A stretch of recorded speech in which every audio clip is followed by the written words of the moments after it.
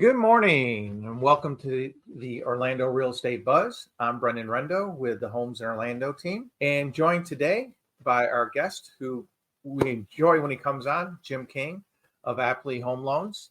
How's everything going today? Everything is good. Everything is good. End of the month is going full swing. We're having a good time. Oh, that's right. Well, yeah, next week. So you're keeping busy, huh? Yeah, it's been it's different, but it's always it's been busy, so that's good. Great. Well, we wanted to come and hit on a couple things today. Of course, we got our unemployment numbers today, but the big number I wanted to go through was really new home sales, new home starts, because we are really starting to see a huge slowdown in the new home numbers. And that's something I think that, like anything, construction's the first one to go in a recession. Absolutely. And it's a big deal. Yep.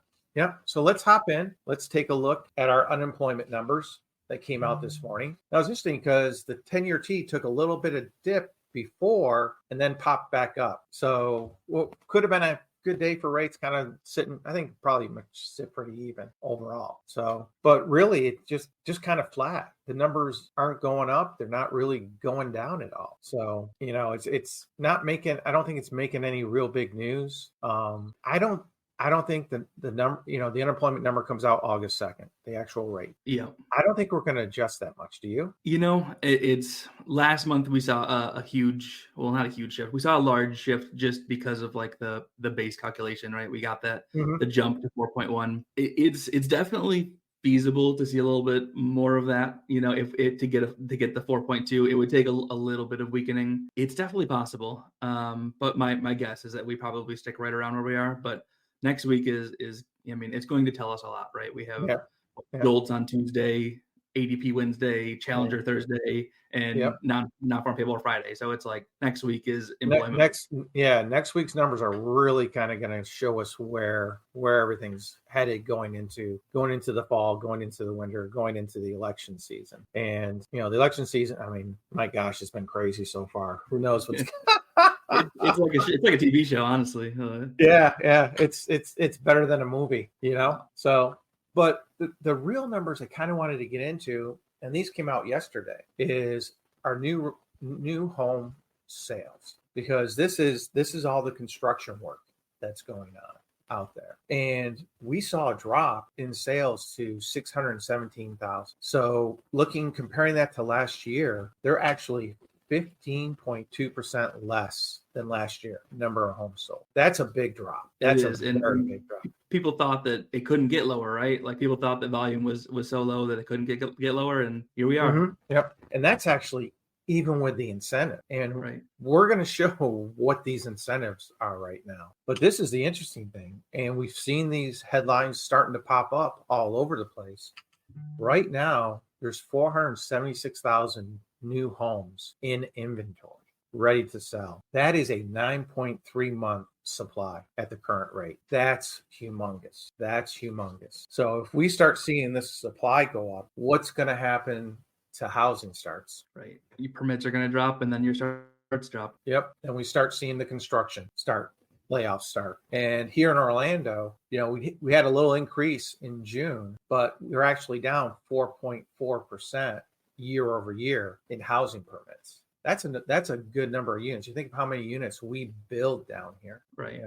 You're talking thousands of homes decline in being built over the past year. So we're seeing that slowing, and being in the real estate market, I think that's what we feel. We've really felt a big slowing in the market. I mean, not only just new homes, but resale homes also. We're feeling that big drop in and pullback in everything. So and what's surprising there is the last year or so, every time we've seen the rates pull back a little bit, like we've seen over the last few weeks, you see applications start jumping again.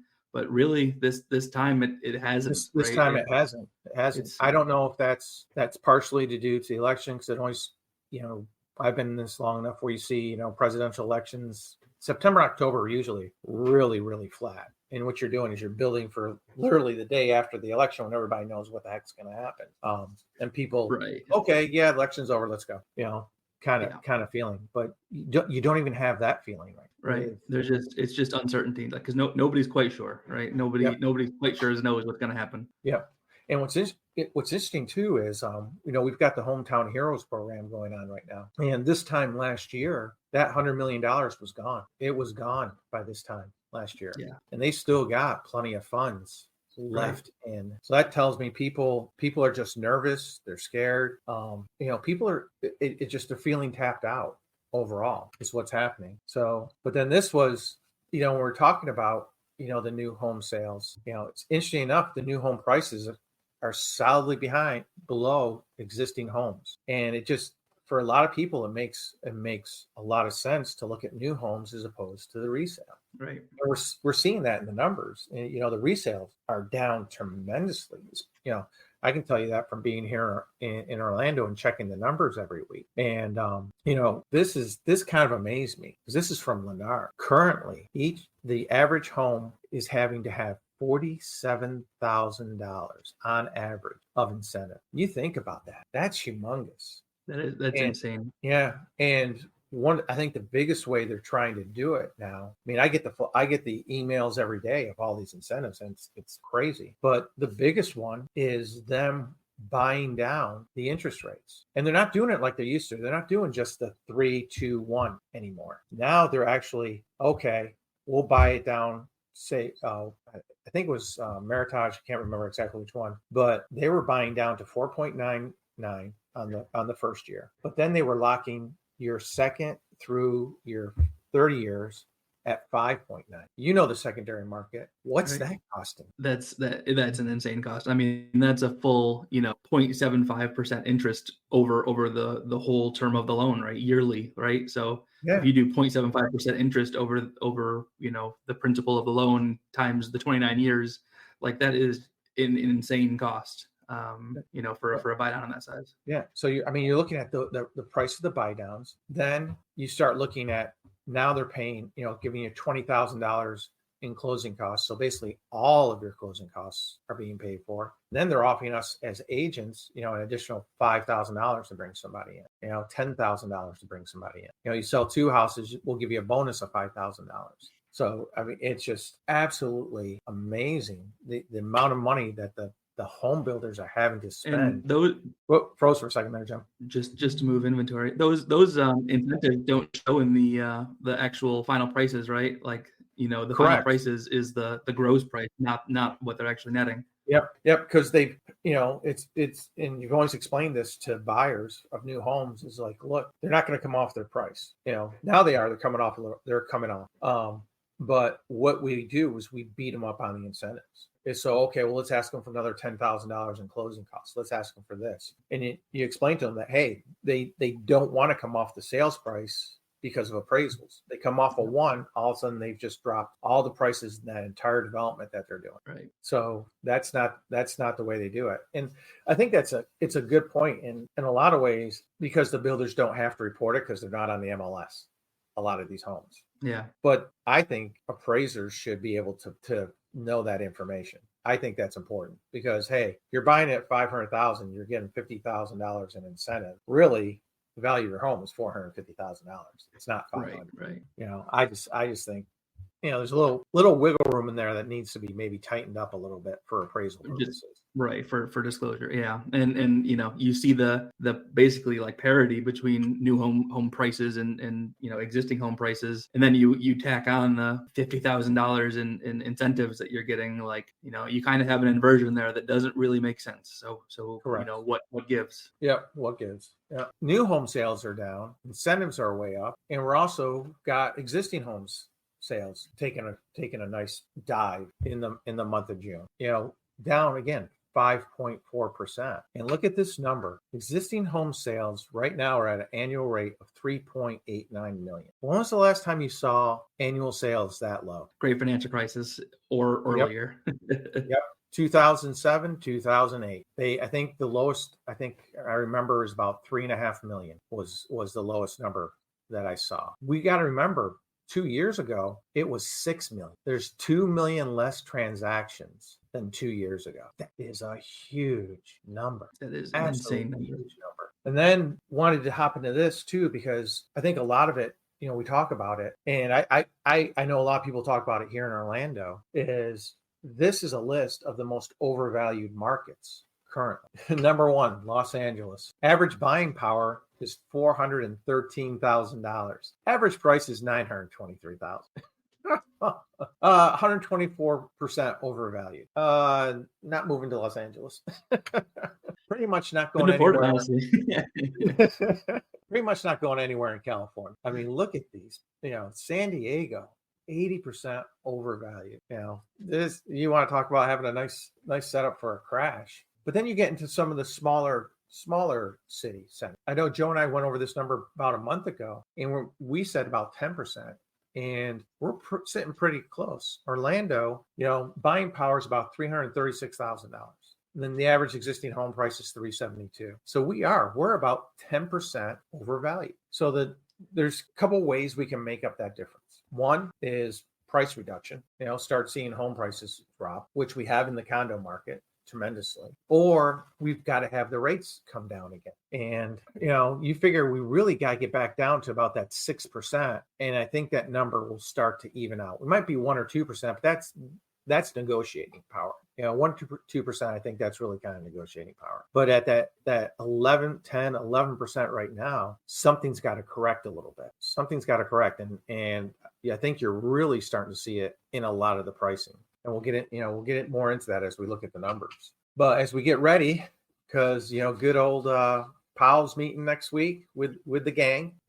So prediction wise, betting windows are open, and we're sitting at 87.7% that they're not going to do anything. And I think pretty much everyone's in that agreement. Wouldn't you say? They're not going to do anything in July. It would be very surprising if they did. Yeah, I just don't feel it. I don't see it. He's not like kind of leaking it. Showing his hand at all whatsoever. They do, right? Like they don't like to surprise people. If they were going to cut, they would be showing their hand a little. Yeah. Who was it before Greenspan? What was his name? He used to have different colored binders, and you used to watch which binder he brought to the meeting. If he brought the green one, he was cutting rates. If he brought, I forgot, it was a black one, they were either staying even or going up. You could tell by which binder he used to carry. People have tried that with Powell's ties, but it hasn't proved much success. I've heard that theory for Powell's ties, but it hasn't worked so much for him. That I remember that we used to watch what was he bringing? What was he bringing? Right. As soon as he walks out with a binder, everybody's like, bye. Yep.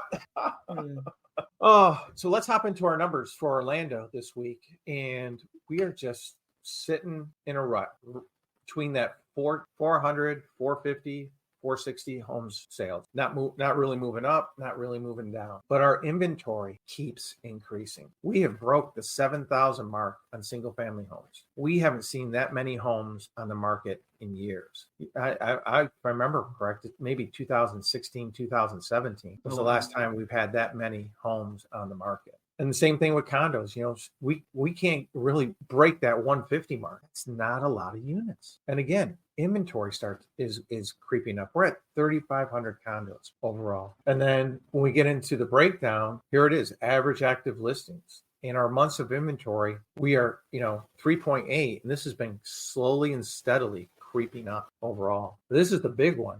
The over 1 million, there's 841 homes. Our months of inventory is up to 7.5. That's a total buyer's market. Absolutely total buyer's market right now. And then we look at our original list price, we're sitting here just about 94%. So you see a house at $100,000, you figure you're probably going to get it about 94,000. Somewhere in that ballpark right now. And you can see they're doing the price cuts. They're doing 2, 3, 4% price cuts before they can get that house under contract. Now, this was interesting. They added a line this week. They haven't had this line in there before. They got the average days listing to contract, which is 35. Then they added this one, combined average days to contract, 63. What that line is if someone, say, takes the house off the market for a week or two and then puts it back on, it's considered combined days because it's still in the MLS. So what you're seeing here, it's telling me a lot of people are taking off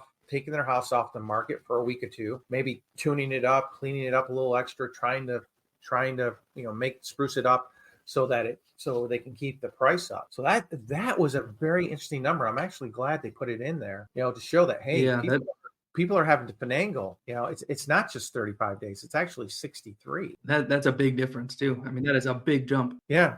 Yeah, that is a huge jump overall. And then graphically, when you look at it, I mean, here we are, there's the 450 mark, and we are pretty much, for the past several months sitting flat. It's not going anywhere whatsoever. And look at our inventory. Look at this steady climb since March. We had one little plateau, and then boom, right back up. People are they've waited long enough, and they kind of have to sell their homes now. It's like, I can't wait any longer. I've got to put my house on the market. But when they put it on the market, they've got a lot more competition than they ever have. I mean, we are up 31%, almost 32% since January in our inventory. That's huge. That's huge.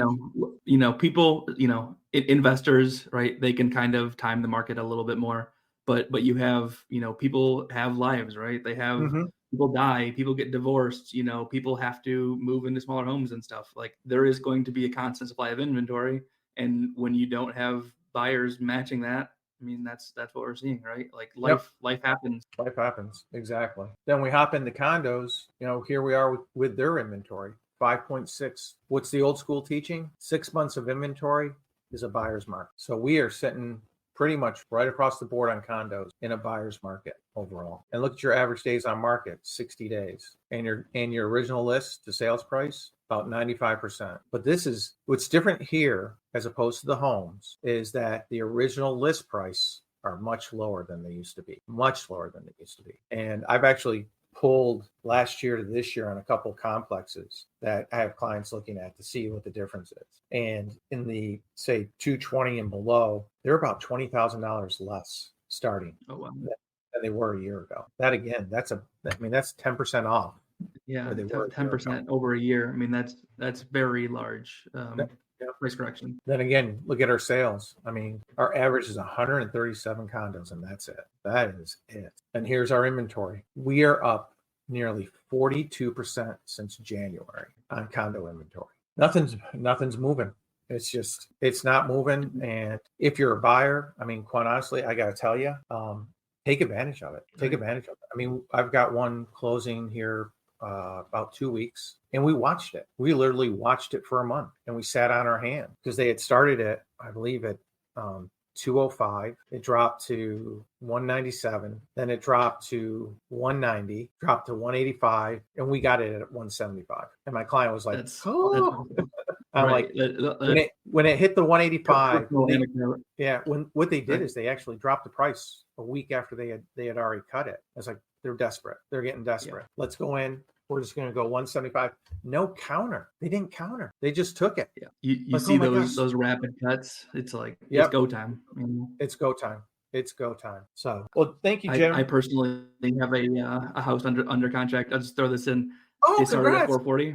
They cut 5 times over the course of a month. I came in $9K under ask, have it under contract for 366. Didn't counter.